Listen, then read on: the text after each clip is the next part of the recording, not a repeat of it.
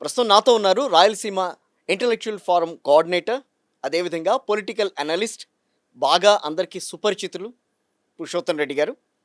So Andhra Pradesh రాజకీయాల్లో ప్రస్తుతం చోటు చేసుకున్న కీలక పరిణామాలు డిఎస్సికి సంబంధించి, సో దాని మీద మాట్లాడదాం.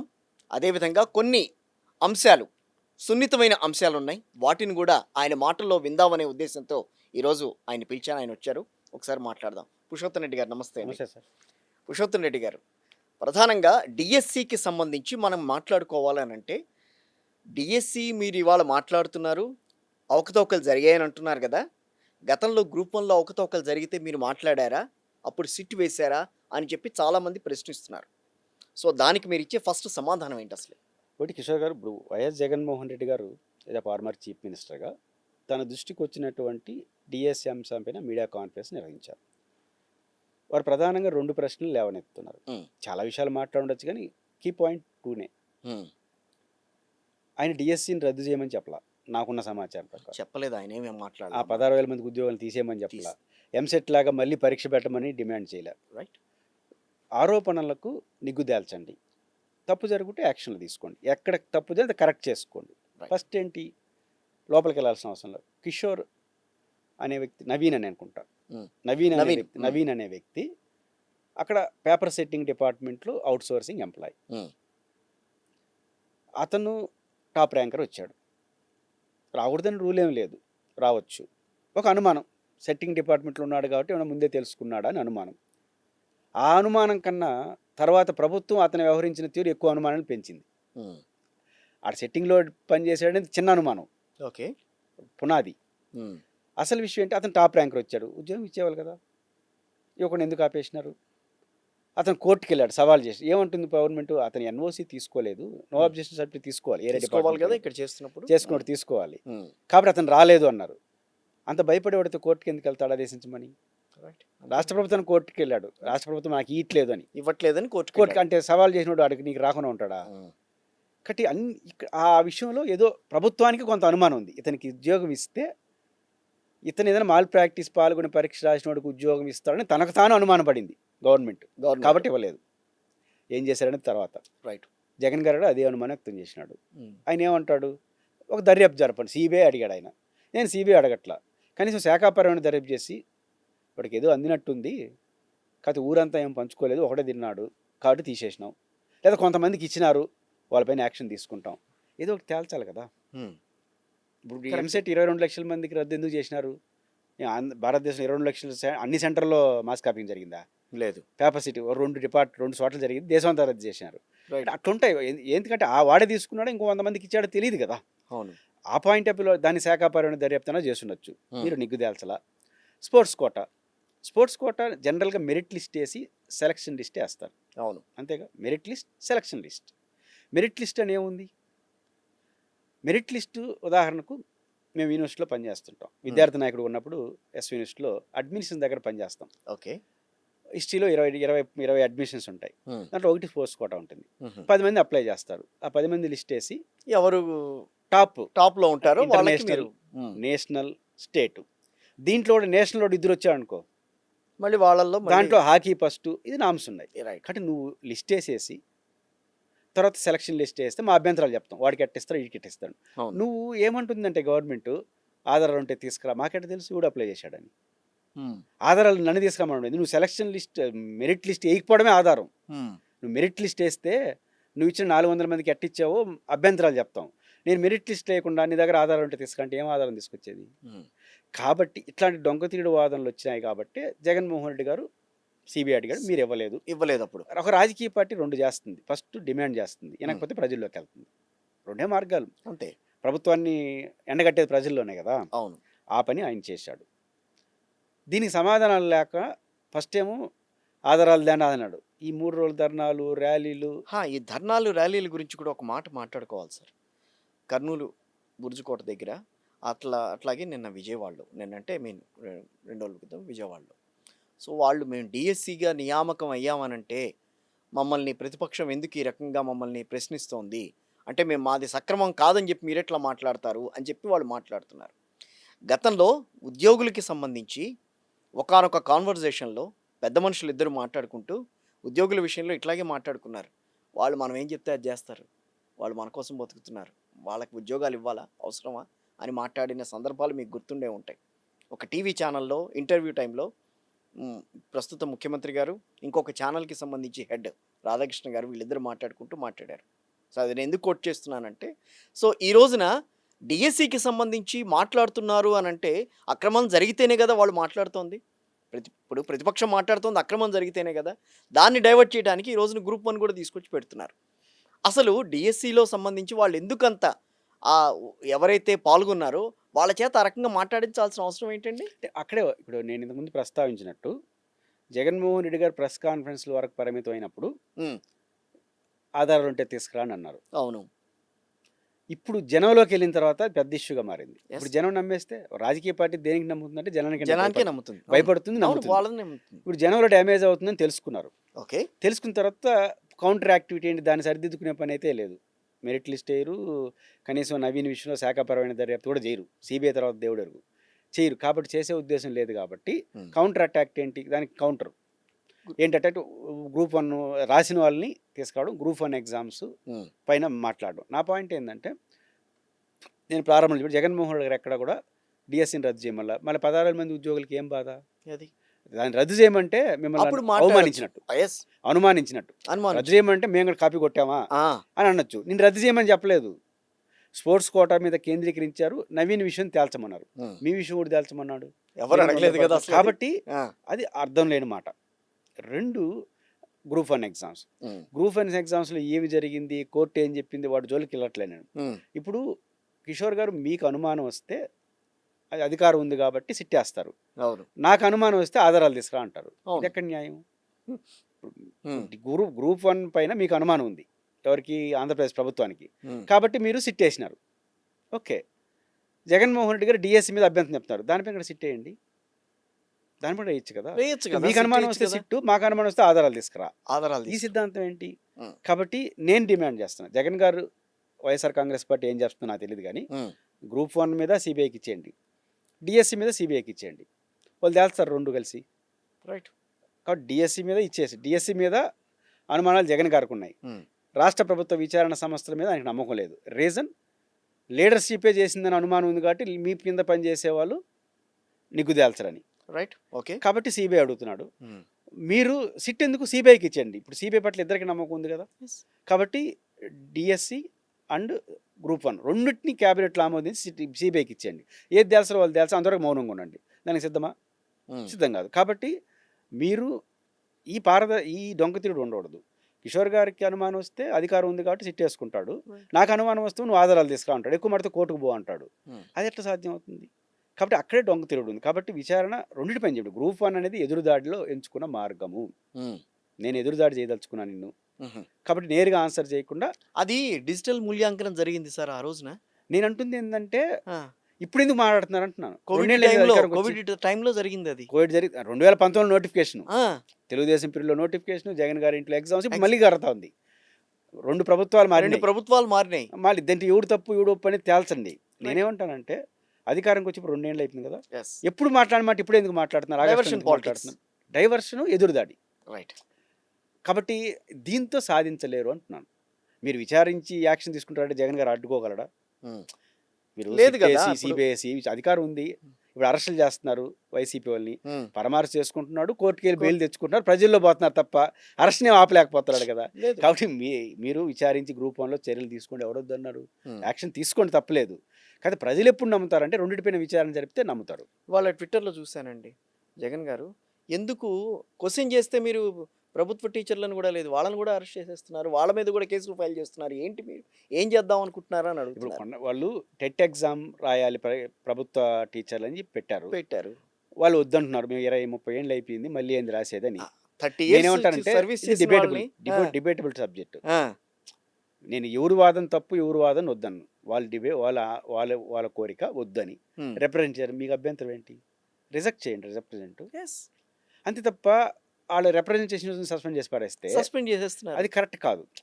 నేను టీచర్లు టెట్ రాయనని అన్నారు కాబట్టి అదే కరెక్ట్ అని నేను అనట్లేదు. ఓకే. వాళ్ళు బాధ వాళ్ళు చెప్పారు. గ్రీవెన్స్ ఏంటంటే మేము ఇప్పుడు 20 ఏళ్ళు అయిపోయింది, మళ్ళీ పాత పరీక్ష రాయమంటే ఇప్పుడు మనం గోల్డ్ మెడలిస్ట్ ఎంఏ చేసినా కూడా ఒక 20 ఏళ్ళ తర్వాత 10th క్లాస్ ఎగ్జామ్ అంటే రాయలేము రాయలేం, ఎట్లా అనేది నా రాస్తాం? బాధ. అవును. అటు కుదరదండి రాయాలని అనుకో, అది కూడా తప్పుడు వాదన అని అన్ను. టెట్ రాయాలనేది మీరు ఉద్దేశం. ఉద్యోగస్తులు కొంత మళ్ళీ క్రాస్ చెకింగ్ చేయాలంటున్నారు, చేసుకోండి. వాళ్ళ అభ్యంతరాలు చూడండి. అయినా బలవంతం చేస్తారంటే చెయ్యండి. అభ్యంతరం చెప్పిన సస్పెండ్ చేయాల్సిన అవసరం లేదు. అది నా పాయింట్. ఎక్కడికి అంటే అట్లా కాదండి, ఎవరు ఏం మాట్లాడినా వాళ్ళ మీద సస్పెన్షన్స్, వాళ్ళ మీద బట్ నేను అనుకుంటుంది ఆ, వాళ్ళ మీద కోపంతో చేశారు అనుకోవట్లా. ఆహా, ఈ మధ్యకాలంలో రాష్ట్ర ఉద్యోగస్తులు వీళ్ళందరూ ఆందోళనకు సిద్ధపడుతున్నారు, రెడీ అవుతున్నారు రెడీ అవుతున్నారు. అవును. ఇటుంటుంది ట్రీట్మెంట్ అని చెప్పదు. అప్పుడు వాళ్ళందరి మీద యాక్షన్ తీసుకోవాలంటే కష్టం. ఉమ్, ఇప్పుడు ఎన్జిఓలు ర్యాలీ చేసినారు, టీచర్లు ధర్నా చేశారు అనుకో, వేలాది మంది లక్షలాది మంది ఉంటారు. అవును. యాక్షన్ తీసుకుంటే ఏరియా కనపడుతుంది. అవును. వీళ్ళు ముగ్గురే కదా. నేనేం టెట్ రాష్ట్ర ప్రజలను సస్పెండ్ ముగ్గురే కదా, పైపించి ఢిల్లీ రిప్రజెంటేటివ్ ఇచ్చారు, సస్పెండ్ చేయాలి అనుకో, దీనికి వ్యతిరేకంగా ఫైట్ చేయడానికి కొన్ని పరిమితులు వచ్చేస్తాయి. రైట్, కరెక్టే. కాబట్టి వ్యూహాత్మకంగా ఒక హెచ్చరిక చేసినారు. ఉద్యోగ జేఏసీ కూడా కార్యాచరణకి సిద్ధం అవుతుందండి. ఏ దేని మీద? వాళ్ళ సమస్యల మీద, వాళ్ళ సమస్యల మీద. వాళ్ళందరికీ ఒక హెచ్చరికే కదా ఇది. ఆ, ఇదిలోకి వస్తే ఇట్లా ఉంటుంది అని చెప్పడం కానీ ఇవన్నీ నిలబడు కిషోర్ గారు. ఆ, మనం చాలా ఏళ్ళ నుంచి రాజకీయాలు చూస్తున్నాం. అవును. మీరు ఎప్పుడు కూడా ప్రభుత్వం అంటే భయం ఉండాలి తప్ప ఎట్లా పడితే అట్లా బిహేవ్ చేయగలరు, వాళ్ళు ఏమన్నా చేయగలరు అనేది రాంగ్. కాబట్టి భయం ఉండాలి. మీరంటే నాకు భయం ఉండాలి, నేనంటే భయం ఉండాలి. ఆ భయం ఉందని చెప్పి మీరు ఎట్ట పడితే అట్లా బిహేవ్ చేస్తాను నేను ఒప్పుకోను, ఏడో చోట కట్ చేస్తాను. Correct. ఇప్పుడు ఆ దశకి చేరుకుంటున్నారు. ప్రభుత్వం అంటే ప్రభుత్వం ఎట్ట పడితే అట్ట మాట్లాడకూడదు అనే వరకు భయం ఉండాలి. నా సమస్య కూడా చెప్పుకోకూడదు అనే భయం పెట్టారనుకోండి, అన్నిటి తెగిస్తారు. అన్నిటికీ తెగిస్తారు. ఇప్పుడు ఆ పరిస్థితి తెచ్చుకుంటారా, భయం వరకే పెట్టుకుంటారా అనేది ప్రభుత్వం తెలుసుకోవాలి. ఇప్పుడు ఈ డిఎస్సి వ్యవహారం ఇంకా తేలదండి. డీసీ వ్యాపారం ఇంకా ప్రజలే తీర్పే. ఉమ్, జగన్ గారు ఎందుకు ప్రజల్లోకి వెళ్ళారు? రైట్. ప్రజలు పరిష్కరిస్తారా? Hmm. ప్రభుత్వం విన్నప్పుడు ఏం చేయాలి ప్రతిపక్షం? ప్రజలు వెళ్ళి దాన్ని ఎన్లైట్ చేసి, ఇప్పుడు ప్రతిపక్ష పాత్ర అయితే ప్రభుత్వానికి ముందు చెప్పడం, కన్స్ట్రక్టివ్గా చెప్పడం, ఎస్. డిమాండ్ చేయడం, వినకపోతే ప్రజలు వెళ్ళి బదనాం చేయడం. బదనాం చేయడం అంటే ఈ లేనే పరిస్థితులు ఇట్లా ప్రభుత్వం వద్దని చెప్పడం, అంతే కదా. ఇంకేం చేస్తారు? అది చేయాల్సిన ప్రజలు కాబట్టి ప్రజల్లోకి వచ్చారు. ఇంక ప్రజలు తేల్చాలి. ప్రజల్లోకి వస్తేనేమో రకరకాల పేర్లు పార్టీకి. అసలు ఏంటి ఇప్పుడు మాట్లాడాలనుకుంటే గనక ఆ పార్టీకి పేరు మార్చాలని అనుకుంటే గనక మీ ఇష్టమే, మీరు ఎట్లా అనుకుంటే అట్లా మాట్లాడండి. నేను రిపీట్ చేయదలుచుకోవాలి, అందుకని నేను మాట్లాడలే. బట్ అంత మరీ దారుణంగా మాట్లాడతారండి. ఒక ప్రభుత్వాన్ని ఏర్పాటు చేసి గతంలో ప్రభుత్వం ముఖ్యమంత్రిగా పనిచేసిన ఆ వ్యక్తికి సంబంధించిన పార్టీని నోటికి వచ్చినట్టు మాట్లాడతారా? వైఎస్ఆర్ రాజశేఖర రెడ్డి గారు రాజకీయ ప్రస్థానాన్ని స్టార్ట్ చేసినప్పటి నుంచి ఈ రోజు వరకు వైఎస్ కుటుంబాన్ని, ఆయన రాజకీయ ప్రత్యర్థి ఉన్న తెలుగుదేశం కానీ, అయితే కొంత ఈ మధ్య కాలంలో కాంగ్రెస్ కూడా రాజకీయ ప్రత్యర్థిగా మారిపోయింది జగన్ గారికి. వీళ్ళందరూ రెండు మార్గాలు ఎంచుకున్నారు. ఒకటి రాజకీయ వ్యతిరేకత, సాంస్కృతిక దాడి. రాజకీయంగా తప్పులు చేస్తే ప్రశ్నించడం అది రాజకీయ పార్టీ బాధ్యత. వైసీపీ చేసిన, జగన్ గారు రాజశేఖర రెడ్డి గారు చేసిన విమర్శించడం అది రాజకీయ పరమైంది. రైట్. అంత తాగట్లేదు. ఒక కల్చరల్ దాడి అనేది మొదటి నుంచి ఉంది. రాజశేఖర రెడ్డి గారి రాజకీయ ప్రస్థానం నుంచి రెండు దాడులు ఉంటాయి వైఎస్ కుటుంబం మీద. ఒక పక్క కల్చరల్ దాడి, ఇంకో పక్క సాంస్కృతిక దాడి. సాంస్కృతిక దాడి ఒకటి, రాజకీయ విమర్శ. అది రాజకీయ విమర్శను ఆహ్వానిస్తాం. రాజకీయంగా ప్రతి విమర్శలు పోరాటాన్ని కూడా ఆహ్వానిస్తా. వాళ్ళ రాజకీయం వాళ్ళది, మీ రాజకీయం ఉంది. కల్చరల్ దాడి ఎందుకు చేస్తున్నారు అంటే రాజకీయ దాడి సరిపోవట్లేదు. వాళ్ళని ఓడించడానికి వైఎస్ రాజశేఖర రెడ్డి గారిని కానీ, వైఎస్ జగన్మోహన్ రెడ్డి గారిని కానీ ఓడించడానికి రాజకీయ పోరాటం సరిపోవట్లేదు. కాబట్టి ఇంకొక మార్గాన్ని వేసుకోవాలనుకున్నారు. షుగర్ ఒక్క కోటింగ్ సరిపోతే రెండో కోటింగ్ వేసుకుంటాం కదా. కాబట్టి రాజకీయ అంటే దాని అర్థం ఏంటి? వాళ్ళలో ప్రజాభిమానం మెండుగా ఉంది. కాబట్టి కేవలం రాజకీయ అంటే ప్రభుత్వం చేసే తప్పుల్ని, రాజకీయ నిర్ణయాల్ని ప్రశ్నించుకుంటూ మాత్రమే ఓడించలేము. ఒక కల్చరల్ దాడి, వీళ్ళు మనుషులు కాదు, వీళ్ళు దుర్మార్గులు, అవినీతి పరులు, వీళ్ళు లెక్కలేదు వ్యవస్థలు అంటే ఏదైతే సమాజం యాక్సెప్ట్ చేయదో ఆ పదాలన్నీ వాళ్ళకి అంటగాకి, కాబట్టి వీళ్ళు ఉండకూడని వాళ్ళు అనే మెసేజ్ని ప్రతిరోజు ఇవ్వడం ద్వారా ఇన్ని కాడికి వింటారు. దానికి ఇది యాడ్ అవుతే కొట్టచ్చు అనే భావన మొదటి నుంచి ఉంది. అది రాజశేఖర రెడ్డి గారి నుంచి ఉంది. జగన్ గారి పీరియడ్లో అది మరింత విస్తృతంగా దాటిపోయింది, పెచ్చుమీరింది, పరాకాష్ట చేరింది. ఎక్కువగా జగన్ గారి పైన దాడి అంతా 60-70% కల్చరల్ దాడి ఉంటుంది, 30% పొలిటికల్ దాడి ఉంటుంది. అంటే జగన్ గారిని పొలిటికల్ దాడితోనే ఓడించలేము. జనం వస్తే తట్టుకోలేరు, జనం వస్తే దానికి ఒక నిర్వచనం, ఆయన ఏదైనా మాట్లాడితే దానికి ఒక నిర్వచనం, అవినీతి మీద మాట్లాడితే దానికి మళ్ళీ ఇంకొక నిర్వచనం, ప్రతి దానికి వాళ్ళ నిర్వచనాలన్నీ కూడా జనం మీదకి రుద్దేయటం. ఇదే రకమైన పరిస్థితి పాలిటిక్స్లో చెప్తూ ఉందాము, ఖర్చు ఏం లేదు కదా. అవును. మీరు నాతో 1 గంట సేపు మాట్లాడతారనుకోండి, 2 గంటలు మాట్లాడితే ఖర్చే ఉంది, ఇన్నోడు వింటాడు అనే స్థాయికి మన ఇద్దరం వచ్చేసాం అనుకో, ఏం చోపని మాట్లాడుతుంటాం. అంతే. ఇప్పుడు చంద్రబాబు గారు కానీ తెలుగుదేశం పార్టీ అలాంటి స్టేజ్కి వచ్చింది. గొడ్డల పార్టీ చెప్తా ఉంది, ఇన్నోడు ఇన్ని వినకపోతే నా 2 మాటలేదు పోయినాయి, ఖర్చేం లేదు కదా. అంటే మాట్లాడుతూ ఉన్నాం. ఇప్పుడు మీరు గొడ్డల పార్టీ అని మీరు మాట్లాడుతున్నారే, మరి వెన్నుపోటు పార్టీ అని కూడా వాళ్ళ మీద ఉంది కదా. నేను ఒక సందర్భంలో జగన్ గారిని కలిసినప్పుడు కోర్టు కేసులు ఇట్లాంటి కల్చరల్ ఉన్నాయి కదన్నా, కొంచెం అంటే నేను దాని వాటి మీద వాళ్ళు ఇట్లా కొంతమంది సలహా ఇచ్చారు, ఎన్నిపోటు పార్టీ రకరకాల పేర్లు పెట్టమంటున్నారు, మీరు ఇక్కడ కౌంటర్ అంటే, నాకు వాళ్ళని రాజకీయంగా ఎదుర్కొనే దమ్ము విశ్వాసం ఉంది కాబట్టి నేను అట్నే ఎదుర్కొంటా. వాళ్ళకి ఆ విశ్వాసం లేదు కాబట్టి ఈ మార్గాన్ని ఎంచుకున్నారు. అప్పుడు నేను కూడా ఆ మార్గాన్ని ఎంచుకుంటే నాకు కూడా విశ్వాసం లేనట్టే కదా. తెలుగుదేశం పార్టీని నేను రాజకీయంగా ఎదుర్కొని నిలబడగలను అనే నమ్మకం నాకుంది. అంటే ఈయన మాట్లాడలేదు కాబట్టి వాళ్ళు ఆ రకంగా పార్టీ మీద ఆ రకమైన వర్డ్స్ వాడుతున్నారు అనుకో. మాట్లాడితే ఏం జగన్ గారి లాజిక్లో 2 ఉన్నాయి. నాకు చెప్పిన, నేను ఇప్పుడు చెప్పాను కదా, నాకు రాజకీయంగా ఇప్పుడు మీరున్నారు, జర్నలిస్ట్గా ప్రశ్నలు వేస్తారు నన్ను. ప్రశ్నలు వేసినప్పుడు నాకు ఎదుర్కొనే శక్తి ఉంటే ఎన్ని ప్రశ్నలకైనా ఆన్సర్ చేస్తా. ఆ శక్తి కోల్పోయినప్పుడు పర్సనల్ దోలికి వస్తా. మీరు ఫలానా అంట కదా, ఫలానా కోసం చేస్తారంట. నాకు నమ్మకం ఉన్నప్పుడు మీరు చేశారనుకున్నాను పర్సనల్గా, అయినా నేను చేయను, నేను ఆన్సర్ చేస్తాను, ఎందుకంటే నా మీద నాకు విశ్వాసం ఉంది. జగన్ గారు అదే చెప్పారు, నాకు తెలుగుదేశం అయినా ఇంకో 3 పార్టీలు కలిసి వచ్చినా ఎదుర్కొంటామనే నమ్మకం నాకున్నప్పుడు నేను రాజకీయంగానే ఎదుర్కొంటా. నేను వాళ్ళ మార్గాన్ని ఎంచుకుంటే నాకు కూడా రాజకీయ శక్తి పోయినట్టే లెక్క, నాకు ఉంది. నేను విన్నాను ఈ విషయంలో, కాబట్టి వాళ్ళు పేరు పెట్టారు కాబట్టి నేను పేరు పెట్టడం, వాళ్ళు ఇట్లా నిన్ను అన్నారు కాబట్టి కల్చరల్ దాడిగా నేను ఒక కల్చరల్ దాడి చేయడం చెప్పొచ్చు, ప్రతి ఒక్కరికి చెప్పొచ్చు. మీరు ఎన్నుపోటుదారుడు ఏదైనా చెప్పవచ్చు, మామని పిల్లనిచ్చిన, ఇవి ఏదో సందర్భోచితంగా ఒక మాట ఉంటాను, అది ఒక అజెండాగా నేను పెట్టుకోను. నేను నా రాజకీయ ప్రత్యర్థిని రాజకీయంగా ఎదుర్కొనే శక్తి నాకుంది. మా అంటే ఒకసారి ఓడిపోతాం అంతే, కాబట్టి రాజకీయ ఎదుర్కొనే శక్తి ఉంది కాబట్టి నేను రాజకీయం ఎదుర్కొంటా. వాళ్ళకి లేదు కాబట్టి దాడి ఎంచుకున్నారు, వాళ్ళు నాకు ఆదర్శం కాదు. ఈ స్టైల్లో ఆయన ఉన్నాడు, అది కరెక్ట్ పాలిటిక్స్లో. బట్ వైఎస్ఆర్ కాంగ్రెస్ పార్టీ వీటికి ఆన్సర్ చేస్తూ ఉండాలి, ఎదురుదాడి చేయకపోయినా కూలంకుషం. ఇప్పుడు ఉదాహరణకు గొడ్డల పార్టీ, దానికి కారణం ఏంటి? వైఎస్ వివేకానందుడి కేసే కదా, గొడ్డలతో చంపేశారని. దానికి జగన్ గారిని భారతి గారిని ఆపాదిస్తూ మాట్లాడుతున్నారు. సునీత గారు ఇప్పుడు చివరికి రాష్ట్రపతికి పోయి ఉండారు. సిబిఐ కోర్టు అయిపోయింది, హైకోర్టు, సుప్రీంకోర్టు, ఇప్పుడు రాష్ట్రపతి. అంటే నాకు అర్థమైనంత మేరకు విచారణలో వాళ్ళిద్దరిని చేర్చాలి. ఎవరిని? వైఎస్ జగన్మోహన్ రెడ్డి గారిని, వైఎస్ భారతి గారిని విచారణ లిస్టులో చేర్చాలి, వాళ్ళని కూడా విచారించాలి అనే కాన్సెప్ట్తో వారు మొదటి నుంచి చేస్తున్నట్టు నాకు అర్థమైంది. సిబిఐ తేల్చేసింది, విచారించాల్సిన అవసరం లేదని. ఆ మాట చెప్పపోవచ్చు, విచారించకపోతే ముగించేసినామంటే వాళ్ళు విచారించినట్టు కదా. సిబిఐ కోర్టు కన్విన్స్ అయింది, హైకోర్టు కన్విన్స్ అయింది, సుప్రీంకోర్టు కన్విన్స్ అయింది, సిబిఐ కన్విన్స్, విచారణ ముగించేశారు. అంటే విచారణ ముగిసిన తర్వాత జగన్మోహన్ రెడ్డి గారికి, భారతి గారికి నోటీసు కూడా ఇవ్వాల్సిన అవసరం లేదు అని నిర్ధారణకు వచ్చారంటే ఆ కేసుతో వాళ్ళకి ఏం సంబంధం ఉన్నట్టు? లేదు కదా. ఇది తెలిసిన తర్వాత కూడా గొడ్డల పట్టడంలో అర్థం ఉందా? ఒకవేళ వాళ్ళు విచారించి ఏదైనా అరెస్టులు అట్లాంటివి ఏదైనా జరుగుంటే పుయ్యొచ్చు, అప్పుడు కూడా పుయ్యకూడదు, ఎందుకంటే కోర్టు చెప్పాలి కదా, సిబిఐ కాదు కదా. కానీ వాళ్ళు నోటీసు కూడా ఇవ్వడానికి వీళ్ళేని దాంట్లో గొడ్డల పార్టీ అని పేరు పెట్టగలుగుతున్నారంటే ఒక నమ్మితే నమ్మని, నలుగురు నమ్మితే నమ్మని అనే ధోరణితో వాళ్ళు వెళ్ళారు. దానికి పరిష్కారం ఒకటే, వాళ్ళు గొడ్డల పార్టీ అని నేను ఎన్నిపోటు పార్టీ అంటామని, బూడిద పార్టీ గిడి పార్టీ అన్న కాకుండా నేను చెప్పాను ఇప్పుడు సిబిఐ ఏం చెప్పింది, హైకోర్టు ఏం చెప్పింది, ఇవన్నీ చెప్తే కొంచెం కష్టమే కానీ ప్రజలు నమ్ముతారు.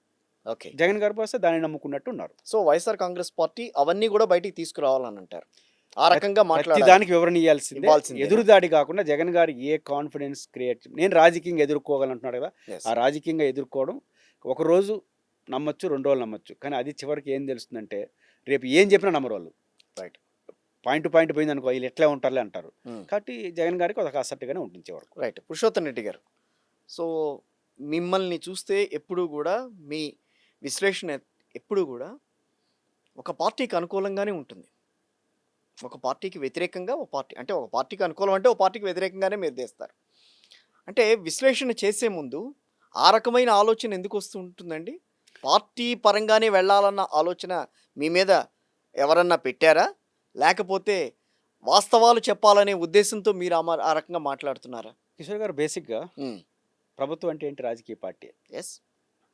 ప్రభుత్వానికి ఒక విధానం రూపొందిస్తుంది, ఆ విధానాన్ని సమర్థించడం, వ్యతిరేకించడం రెండే ఉంటాయి. అవును. కొంతమంది బతక నేర్చిన మేధావులుగా ఉండేవాళ్ళు వాళ్ళని ఒక మాట, వీళ్ళని ఒక మాట, నేను న్యూట్రల్ అనిపించుకోవడం కోసం చేస్తుంటారు. హ్మ్. నేను బతక నేర్చిన మేధావుగాను, విశ్లేషకుడుగాను ఉండను. హుహు. నాకు ఇది నచ్చిందంటే correct, by and large by and లార్జ్‌గా 90% నచ్చిందనుకో, లేకపోతే పర్సంటేజ్ ఉన్న స్థూలంగా నచ్చిందనుకోండి, దాంట్లో ఆ ముక్క బాగలేదు, ఈ ముక్క బాగలేదు జోలికి వెళ్ళను. హ్మ్. బాగుంది అంటాను. బాగలేదని బాగలేదని, దాంట్లో కూడా కొన్ని బాగుండేవి ఉంటాయి. ఇన్ని ప్రిన్సిపల్ మాట్లాడతాం. అందువల్ల ఏంటంటే ప్రభుత్వానికి వ్యతిరేకంగా అయితే ఒక పాలసీకి వ్యతిరేకంగా మాట్లాడితే ఒకరికి నష్టం, ఒకరికి సులభం ఉంటుంది. వైఎస్ఆర్ కాంగ్రెస్ పార్టీ అధికారంలో ఉన్నప్పుడు మీరేమన్నా మాట్లాడారా? ఎక్కువ మాట్లాడాం. ఏం మాట్లాడారు? ప్రధానంగా నా పార్టీ పాయింట్ ఏంటంటే, హ్మ్. నేను ప్రధానంగా ఏ విషయాలు మాట్లాడుతున్నాను, హ్మ్. నాకున్న ముద్రే రాజధాని, ఇరిగేషన్. ఎప్పుడైనా విశ్లేషణప్పుడు డిఎస్సి లాంటిది యెస్. తప్ప. డీఎస్సీ ఇప్పుడు లాంటివి. జగన్మోహన్ రెడ్డి గారు డిఎస్సిని సిబిఐ కోరుతున్నాడు. నేనేం హ్మ్. కోరాను? శాఖపరమైన దర్యాప్తుని కోరాను. యెస్. లోకేష్ రాజీనామా చేయమని నేను అనలేదే. అనలేదు. కానీ స్థూలంగా డిమాండ్లు కరెక్ట్ అంటున్నాను. యెస్. కానీ డిమాండ్లు కరెక్ట్ అని దీన్ని వదలరు. ఆ డిమాండ్లు కరెక్ట్ అన్నా కూడా నువ్వు జగన్ అంటే అనుకోండి, అభ్యంతరం లేదు. హ్మ్. కానీ నేను జగన్ గారు చెప్పిందే అనలేదు కదా. హ్మ్. ఇప్పుడు జగన్ గారు అడిగారా సిబిఐ రెండింటికి వేసేయని జగన్ గారు అడిగారా? లేదు. ఇంకా అడగలేదు. నా ఒపీనియన్ అది. హ్మ్. అంటే ఆయన ఒకదానికి సిబిఐ అడిగాడు కాబట్టి ఒకటి అడిగాడుగా, కాబట్టి నువ్వు దానికి వేస్తానంటే దానికి మనం చేయగలిగింది లేదు. రెండు, ఒక విధానాన్ని విమర్శిస్తే ఒక పార్టీకి నష్టం, ఇంకో పార్టీకి లాభం అనేది సాధారణంగా ఉంటుంది రాజకీయాల్లో. రైట్. కాబట్టి ఇప్పుడు ప్రభుత్వం డిఎస్సిని విమర్శిస్తే అది తెలుగుదేశానికి నొప్పి, వైసీపీ వాళ్ళకి ఆనందం ఉంటుంది. హ్మ్. అంతే కదా అంతే. ఎవరైనా. కాబట్టి నువ్వు ఏదైనా తీసుకోండి ఉంటుంది కదా. గతంలో మీరు జగన్మోహన్ రెడ్డి గారు ముఖ్యమంత్రిగా ఉన్నప్పుడు 3 ప్రాంతాలు. 3 ప్రాంతాలు రాయలసీమ రాజధాని చెప్పారు. యెస్. మేము రాజధాని రాయలసీమలో కావాలని కొట్లాడుకున్న వాళ్ళం. అవును. ప్రభుత్వం నిర్దాక్షిణ్యంగా కుదరదని అమరావతిలో పెట్టింది 14, 19. హ్మ్. జగన్ గారు వచ్చి 3 రాజధానుల కాన్సెప్ట్లో భాగంగా రాయలసీమకి హైకోర్టు ఇస్తా అన్నాడు. రాజధాని అడిగిన నేను ఏం అడగాలి? అడిగితే మొత్తం రాజధాని ఇవ్వని అడగాలి, లేదంటే లేదా కనీసం ఇచ్చింది తీసుకొని ఇంకేదైనా దేని అనాలి. అవును. నువ్వు 3 రాజధానులు సమర్థిస్తావు. 3 రాజధానుల కాన్సెప్ట్ కాదు నా సమర్థన. హ్మ్. రాజధాని. మాకు రాజధాని అడిగినాం, కనీసం హైకోర్టు ఇస్తానన్నాడు. మేము మాట్లాడిన హైకోర్టుతో పాటు హైకోర్టు స్వభావం ఉన్నటువంటి ఇస్తానన్నాడు. అది చాలు సార్, ఇంకా కొన్ని కార్యాలయాలు అడిగినాం. నేను అది కరెక్ట్ అనుకుంటున్నాను. ఇప్పుడు కాబట్టి 3 రాజధానులు నువ్వు సమర్థించావు కాబట్టి నువ్వు జగన్ మనిషి అంటాననుకుంటే నాకు అభ్యంతరం లేదు. ఆ!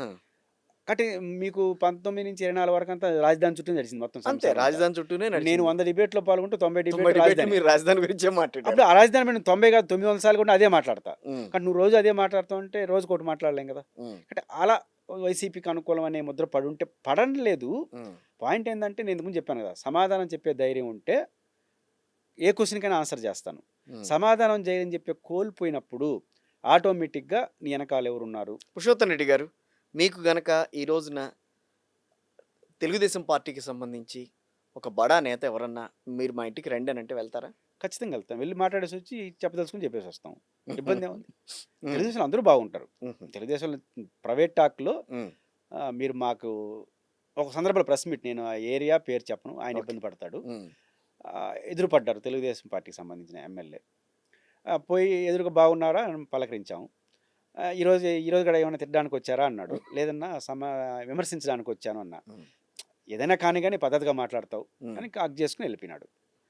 అంటే ఆయన ఏమి నన్ను అనలేదే. ఏం పాయింట్ అనలేదుగా అక్కడ. ఏంటంటే తెలుగుదేశం పార్టీ వాళ్ళందరికీ కూడా తెలుసు హ్మ్. వాళ్ళు పాలసీగా పోతున్నారు, ఆ పాలసీగా మనకు నచ్చలేదు. రైట్. కరెక్ట్. కొంత జగన్కి అనుకూలంగా ఉన్నాడేమో ఒక ఇంప్రెషన్ వాళ్ళకు ఉంటే ఉండవచ్చు. ఇంప్రెషన్ అయితే కానీ ఉండొచ్చు కొంచెం అట్లా. వాళ్ళకి అట్లా ఫీలింగ్ లేదు. కానీ సోషల్ మీడియాలో కానీ సొసైటీలో ఒక ఇష్యూ వచ్చినప్పుడు అట్లా మాట్లాడలేరు కదా. రైట్. నన్ను పద్ధతిగా మాట్లాడతానని తెలుగుదేశం వాడు అని అంటాడా? అదే కదా. అంటే వాళ్ళకి రెక్కనే. అందువల్ల ఏం చేస్తారంటే క్యాస్ట్ అవన్నీ దృష్టిలో పెట్టుకొని జగన్ మనిషి అంటారు. అంటే చూసేవాళ్ళు ఏమంటారు, కిషోర్ గారు, ఎవడో అవునేమో ఇప్పుడు నన్ను న్యూట్రల్గా పురుషోత్తం మాట్లాడుతున్నాడు అనుకుంటే హ్మ్. చూసేవాళ్ళు ఒక రకంగా ఉంటుంది. యెస్. ఇతను జగన్ మనిషి అంట కదా అనుకొని అని చూస్తే ఎంతో కొంత గ్రావిటీ తగ్గుతుంది. యెస్. ఎంత తగ్గిస్తే అంత మంచిది అనుకుంటున్నారు అంతే. హుహు. ఇంకా షార్ట్ కట్ మెథడ్. ఓకే. అంటే నేను ఎందుకు ఇంతగా గట్టిగా మాట్లాడుతున్నానంటే మీ విషయం గురించి 3 రాజధానుల్ని సమర్థించారు. మావిగన్‌కి వచ్చిన తర్వాత మావిగన్‌ని కూడా మీరు సమర్థిస్తూ వస్తున్నారు. ఏంటి కారణం ఏంటి? 3 రాజధానులు ఎందుకు సమర్థించామని చెప్పాను. అవును. రాజధాని అడిగాం, కనీసం హైకోర్టు వస్తుందని స్వాగతించాం. హ్మ్. మరి మావిగన్ మావిగన్‌లో మీకేం అక్కడ పెద్ద మావిగన్ లేదు. యాక్చువల్గా మావిగన్ అనేది అసెంబ్లీ తీర్మానానికి స్ఫూర్తి. ఓకే. అది చాలా మంది తెలియదు. వైసీపీ అసెంబ్లీ వాళ్ళు సరిగ్గా తీర్మానానికి స్ఫూర్తి అది. అసెంబ్లీ తీర్మానం ఏంటి? అమరావతి కాదు. ఓకే. అసెంబ్లీ తీర్మానం కాబట్టి పాత క్లిప్పింగ్స్ ప్లే చేయండి. ఆ! చంద్రబాబు గారు ప్రతిపాదన పెట్టింది సెప్టెంబర్ 4, 5, హ్మ్. 2014. హ్మ్. ఆంధ్రప్రదేశ్ నూతన రాజధాని విజయవాడ కేంద్రంగా విజయవాడ సమీపం చుట్టుపక్కల ఉంటుంది ఉమ్, అని తీర్మానం పెట్టాడు. జగన్మోహన్ రెడ్డి గారు మీరు ఎక్కడైనా పెట్టుకోండి కానీ 30,000 ఎకరాల ప్రభుత్వ భూమి ఉండాలన్నారు. అది తీర్మానం.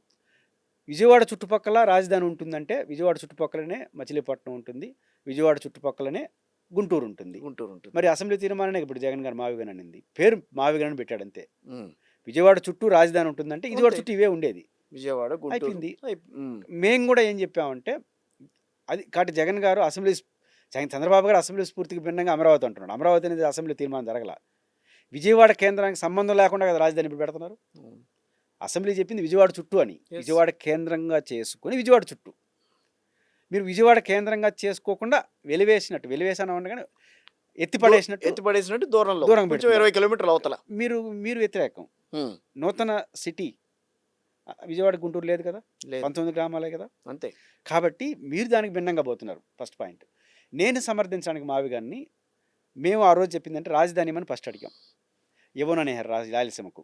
అప్పుడు మేము చెప్పిన ప్రతిపాదన ఏంటంటే విజయవాడ గుంటూరు మధ్యలో రాజధానికి కావాల్సిన కార్యాలయాలు పెట్టేసి అక్కడికి వదిలేయండి. ఉమ్, ఆ 2 నగరాలు కలిసిపోతే మెల్లిగా అభివృద్ధి చెందుకుంటుంది. అవి కూడా కేంద్ర ప్రభుత్వం డబ్బులు ఇస్తాననింది. అసెంబ్లీ సెక్రటరీ కేంద్రం దగ్గర డబ్బులు తీసుకురండి, విజయవాడ గుంటూరు మధ్య కార్యాలయాలు కట్టండి. అక్కడికి అయిపోయింది రాజధాని పని, మిగతా డబ్బులంతా రాయలసీమ, ఉత్తరాంధ్ర ఇతర ప్రాజెక్టులు పెట్టని అన్నాం. ఇప్పుడు జగన్ గారు ఆలోచన మావిగానే ఏంటి, విజయవాడ గుంటూరు ఈ చుట్టుపక్కల కార్యాలయాలు పెట్టేసి ఓ 15 కోట్లతో అయిపోతుంది కదా, రైట్. ఇంత మించి వద్దు రాజధాని గురించి ఆలోచించద్దని చెప్పాడు. కాబట్టి మేము ఆ రోజు మాట్లాడిన దానికి ఈరోజు జగన్ గారు చెప్పింది దగ్గరగానే ఉంది. కాబట్టి వెల్కమ్ ఇట్. ఉమ్, కాబట్టి మళ్ళీ 3 రాజధానులు ఎందుకు సమర్థించారు అంటే ఇది ఆ రోజు చెప్పింది ఈరోజు ఆయన చెప్పాడు. మధ్యలో 3 రాజధానులు వచ్చిన రాయలసీమ హైకోర్టు లేదు నేను విజయవాడ చుట్టూ పెట్టమని ఆ రోజు మేము అడిగంటే ఇది అదే పెట్టుకుని మేము చెప్పాం కదా. ఆఫ్ కోర్స్ కాబట్టి బట్ ఆ రోజు ఒక కార్యాలయం వస్తుందంటే సంతోషించాం. ఈ రోజు మేము ఏ రోజు అయితే చెప్పినా అదే జగన్ గారు ఈరోజు చెప్తున్నారు. అసెంబ్లీ తీర్మానం విజయవాడ చుట్టూ ఉంటే ఖర్చు తగ్గుతుంది, అంతమించి లాజిక్ ఏం లేదు దీంట్లో. లాజిక్ అంటూ ఏం లేదు దాంట్లో. ఖర్చు తగ్గుతుంది, అవును, ఆచరణ సాధ్యంగా నగరం ఊహల్లో ఉండం. కానీ అమరావతి నిర్మించి చూపిస్తామని చెప్పి చేయిస్తున్నారు కదా చేయొచ్చు, ఇప్పుడంతా. ప్రభుత్వం నిర్మిస్తూ ఉండొచ్చు, ఉమ్, నిర్మిస్తూ ఉంటారు. వస్తూ ఎంతకాలం ఉన్న దానికే తెలిసిపోతుంది. ఎంతకాలం నిర్మిస్తూ ఉంటారు, ఉమ్, దాని అంతటా అది అభివృద్ధి చెందాలి. ఉమ్, అంతే తప్ప కొత్తగా ఒక నగరం అనేది జరగని పని. రైట్. అది లవాసా చూసినా, నోయిడా చూసుకున్నా, ప్రపంచంలో ఏవి చూసుకున్నా మేమిద్దరు ఇక్కడ ఇంకోటి కిషోర్ గారు, రాజధాని నగరం రెండు కలిపేస్తున్నారు ఇక్కడ. రాజధాని వేరు, రాజధాని పేరుతో నగరం నగరం వేరు. కొత్త నగరం. రాజధాని అంటే ఏంటి, రాజధాని కార్యాలయాలు. అది విజయవాడలో పెట్టుకోవచ్చు, గుంటూరులో పెట్టుకోవచ్చు, మధ్యలో పెట్టుకోవచ్చు, తిరుపతిలో ఏడైనా పెట్టుకోవచ్చు. అది రాజధాని. ఆ పేరు చెప్పి కొత్త సిటీకి పోతున్నారు. నేను వ్యతిరేకించేది కొత్త సిటీని. ఓకే. కొత్త సిటీ ఎందుకు సాధ్యం కాదు, అవసరం లేదు. మనకు విశాఖపట్నం, రాజమండ్రి, కాకినాడ, తిరుపతి వీటిని కొంచెం ప్లాన్గా డెవలప్మెంట్ చేసుకోండి అనేది నా పాయింట్. తర్వాత మీరు పురుషోత్తం రెడ్డి గారు అంటే బాగా గుర్తుకొచ్చేది ఏంటంటే రాయలసీమ ఇరిగేషన్కి సంబంధించి మీరు ఏది మాట్లాడినా కరెక్ట్గా తూచా తప్పకుండా అవి ఏంటి ఎక్కడెక్కడ ఏ పాయింట్స్ ఉన్నాయది మీరు మాట్లాడతారు. రాయలసీమ విషయంలో జగన్మోహన్ రెడ్డి గారు చేసింది ఏంటి, ప్రస్తుత ప్రభుత్వం వచ్చిన తర్వాత వీళ్ళు చెప్పుకుంటోంది ఏంటి? అంటే రాయలసీమ కూడా ప్రధాన సమస్య మాకు Srisailam dam. Right. Srisailam dam back water మేము వాడుకోవాలి. అవును, మామూలుగా ఏ ప్రాజెక్ట్ అయినా గేట్లు ఎత్తేసి నీళ్ళు తీసుకుంటాం. అవును. మా దురదృష్టం అది 70 కిలోమీటర్ల కింద కట్టేసినారు కాబట్టి ఫుల్గా నిండి వెనక్కి తన్నితినప్పుడు వెనక్కి నీళ్ళు తీసుకోవాలి. ఇది దరిద్రం, మాకున్న ఇబ్బంది. ఒకసారి శ్రీశైలం డ్యామ్ నుంచి నీళ్ళు కిందకు వచ్చేస్తే నాగార్జున సాగర్కి వచ్చేసిన తర్వాత 900 అడుగులు కింద పడిపోతుంది. మళ్ళీ వెనక్కి తీసుకోవడం కుదరదు. కాబట్టి శ్రీశైలం డ్యామ్ నుంచి నీళ్ళు వదలక ముందే తీసుకోవాలి. రైట్. ఓకే. ఇది ప్రాథమికమైన అంశం. అందుకని నేను అంటుంది ఏంటంటే ఇక్కడున్న నీళ్ళు వాడుకునే ఏర్పాట్లు చేయాలి. అందువల్ల మాకున్న పాయింట్ ఏంటంటే తుంగభద్ర మాకు పెద్ద asset. Right. As per Bachawat 32 టీఎంసీలు కృష్ణలో ఉపనది, కానీ 200 టీఎంసీలు వస్తున్నాయి. కాబట్టి తుంగభద్రను పూర్తిగా ఒడిసి పట్టుకోవాలి. దానికి గుండ్రేవుల హెచ్ఎల్సిఎల్ఎస్కి సమాంతర కాలువ తీసుకోవడం. తర్వాత శ్రీశైలం డ్యామ్ ఎగువ భాగాన సిద్ధేశ్వరం దగ్గర ఒక అలుగు ఏర్పాటు చేసుకుంటే ఒక 50 టీఎంసీ నీళ్ళు మిగులుతాయి. రెండు జగన్మోహన్ రెడ్డి గారు ఆలోచించింది రాయలసీమ లిఫ్ట్. రైట్. ఎందుకు రాయలసీమ లిఫ్ట్ తీసుకొచ్చారు? తెలంగాణ ప్రభుత్వం కూడా 800 అడుగులు తీసుకుంటామని పోటీ మాత్రమే కాదు, శ్రీశైలం డ్యామ్ బ్యాక్ వాటర్ తీసుకోవాలి. ఒకప్పుడు వరదలు ఎన్ని రోజులు ఉన్నాయి, 2 నెలలు 3 నెలలు ఉండేటివి. ఇప్పుడు వరద రోజులు తగ్గిపోయినాయి, వరదలు బాగున్నాయి. వరద రోజులు తగ్గిపోయినప్పుడు శ్రీశైలం డ్యామ్ గేట్లు ఎత్తేయాలి. అంతే. ఎత్తేస్తే కిందకి వెళ్ళిపోతుంది. కిందకి వెళ్ళిపోతే కాబట్టి ఇంక మళ్ళీ మీకు వాటర్ పై అనేది తీసుకో. ఉండదు. అందువల్ల అవును. నీళ్లు 20 రోజులు ఉంటుంది కదా, హ్మ్. మంచి సముద్రం కలిసి. ఇప్పుడు ఎంత నీళ్ళు తీసుకున్నా ఎవరు రూల్స్ రావు, సముద్రంలో కలిసి నీళ్ళు తీసుకోవచ్చు. ఆ 20 రోజులు ఉంటుంది ఆ టైం. హ్మ్. ఆ టైంలో రోజుకు 3 టీఎంసీల చొప్పున లిఫ్ట్ చేసుకోవడం, అంటే 60-70 టీఎంసీలు లాగేవచ్చు రైట్. హక్కులతో సంబంధం లేకుండా. Yes. కాబట్టి ఒక 60-70 టీఎంసీలు రాయలసీమ లిఫ్ట్ తీసుకుందాం, సిద్ధేశ్వరం దగ్గర ఒక 50 టీఎంసీలు తీసుకుందాం, గుండ్రేవల్లో ఒక 50 టీఎంసీలు తీసుకుంటే 200 టీఎంసీలు చాలా స్వల్ప ఖర్చుతో తీసుకోవచ్చు. ఇది Hmm. జగన్మోహన్ రెడ్డి గారి కాన్సెప్ట్. హ్మ్. అందువల్ల రాయలసీమ లిఫ్ట్ తీసుకొచ్చాడు. కాబట్టి ఒక ప్రతికూల పరిస్థితుల్లో శ్రీశైలం డ్యామ్ వెనక నుంచి తీసుకోవడం కోసం వేసుకున్నటువంటి వ్యూహమే రాయలసీమ ఎత్తిపోతల పథకం. ఓకే. అది వర్కౌట్ అవుతుంది. మిగిలిన ప్రాజెక్టుని పూర్తి చేయడం, ఇది జగన్ గారి కాన్సెప్ట్. చంద్రబాబు గారు వీటి జోలికి వెళ్లకుండా నేను గోదావరి నుంచి బనకచెరలో పోస్తాను అంటాడు. పనకచెర్ల 800 మీటర్లు 800 మీటర్లు మినిమం. ఇప్పుడు రోజు 80,000 కోట్లు, అవును. సంవత్సరానికి 10-15 కోట్ల కరెంటు బిల్లు, ఎస్. 200 టీఎంసీలు తీసుకొస్తానంటాడు. అంటే 1,50,000 కోట్లు దాకా ఖర్చు పెట్టి మళ్ళీ రాయలసీమ ప్రాజెక్ట్ అన్ని కట్టాలిగా. బనకచెర్ల నుంచి మళ్ళీ రాయలసీమ మళ్ళీ తీసుకెళ్ళాలి. రాయలసీమలోకి రావాలి అదో కదా మళ్ళీ. 30-40,000 కోట్లు, 1,50,000 కోట్లు ఖర్చు పెట్టి సంవత్సరానికి 15,000 కోట్ల రూపాయలు కరెంటు బిల్లు కట్టే బదులు ఒక 50,000 కోట్లు ఖర్చు పెడితే 200 రాయలసీమ టీఎంసీలు ఇవ్వచ్చు లిఫ్ట్ కదా. ఇరిగేషన్ వచ్చేస్తుంది కాబట్టి కదా. ఒలకబోసిన నీటిని ఒడిసి పట్టుకునే భగీరథ ప్రయత్నం కాకుండా హ్మ్. మా కళ్ళ ముందు నుంచి మా నీళ్ళు ఇవ్వడం అనేది మేము కోరుతుంది. జగన్ గారు ఆ కాన్సెప్ట్ను ఒప్పుకున్నాడు. డబ్బులు ఖర్చు పెట్టడం టైం పట్టింది. అంతే కరెక్టే. డబ్బులు ఖర్చు పెట్టడం మాగడ జగన్ గారిని అన్నాం, ఇంకా ఖర్చు పెట్టాలి, ఇంకా ఖర్చు ఇంకా పెట్టాలి. But vision correct. Vision correct అనుకోండి కిషోర్ గారు, ఈరోజు రేపు చేయొచ్చు. నువ్వు విజన్ రివర్స్లో పోతున్నావు. కాబట్టి రివర్స్లో పోతే ఏ రోజు చేయలేం. అది మా పాయింట్ ఆఫ్ వ్యూ. సో ఓవరాల్గా ఇప్పుడు అప్పుడు చేసిన పనులు ఇంకా కొనసాగుతున్నాయా? నిజంగా రాయలసీమకి మాగాణి చేసే ప్రయత్నం అయితే జరుగుతోందని అంటారా? అంటే రాయలసీమ కీలక సమస్యమైన నీటి ఇరిగేషన్ విషయంలో మాత్రం ఆ రూట్లో వెళ్ళట్లేదు ఈ వెళ్ళట్లేదు. గవర్నమెంట్. నేను ఖర్చు గురించి మాట్లాడట్లా. ఇప్పుడు నేను చెప్పిన ప్రాజెక్టులన్నీ ఈ 3 ఏళ్ళు ఖర్చు పెట్టని నేను చెప్పను. 10 ఏళ్ళు బట్టిన 5 ఏళ్ళు బట్టిన రూట్ కరెక్ట్గా ఉండాలి. రాజశేఖర రెడ్డి గారు రూట్ కరెక్ట్ చేశారు, జగన్ గారు రూట్ కరెక్ట్ చేశారు. డబ్బులు ఖర్చు పెట్టడంలో ఒక రోజు 1 రూపాయి తక్కువ ఎక్కువ ఉండొచ్చు. బట్ చంద్రబాబు గారి ప్రభుత్వం రూట్ రాంగ్లో పోతా ఉంది. ఓకే. ఆ రూట్ రాంగ్లో పోకుండా అంటే ఒక రోజు కాబట్టి, రేపు కాబట్టి, ఎల్లుండి కాబట్టి చేసుకోవచ్చు. రూట్ మారమంటున్నాం. మీలాంటి వాళ్ళు సలహా ఇచ్చినా కూడా తీసుకోవట్లేదు. అంటే ఒకటి ప్రభుత్వం తెలియకుండా చేస్తే సలహాలు, ప్రభుత్వం అనుకునే చేస్తున్నప్పుడు మనం ఏం చేస్తాం? అది ఇది correct point. Thank you very much అండి పురుషోత్తం రెడ్డి గారు. Thank you. మళ్ళీ ఒకసారి ఎప్పుడన్నా వీలైతే సాక్షికి రండి, మళ్ళీ మాట్లాడుకుందాం ఒకసారి. చాలా కీలకమైన కొన్ని సబ్జెక్ట్స్ ఉన్నాయి మీతో మాట్లాడాలని. కొంత టైం కూడా మనకి కొంచెం రెస్ట్రిక్ట్ చేస్తుంది కాబట్టి మీతో ఫుల్గా మాట్లాడలేకపోతున్నాను. Thank you very much for coming. Thank you.